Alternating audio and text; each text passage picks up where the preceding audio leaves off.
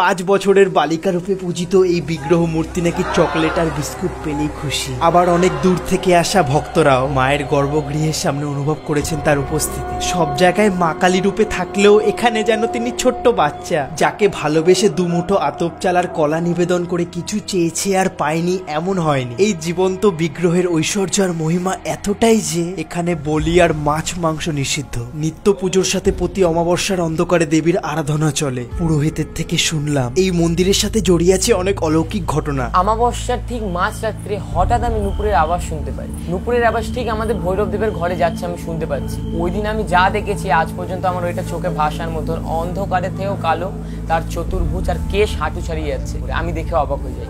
অবাক হয়ে যখন আবার দেখছি তখন কেউ নেই। কথায় আছে বিশ্বাসে মেলায় বস্তু তর্কে বহুদূর। তাই 2021-এ প্রতিষ্ঠিত মা শ্যামসুন্দরীর খ্যাতি এতটাই যে সাধারণ মানুষ বাদে অনেক তারকারাও আসেন আর আগত সমস্ত ভক্তদের মায়ের অমূল্য ভোগও দেওয়া হয়।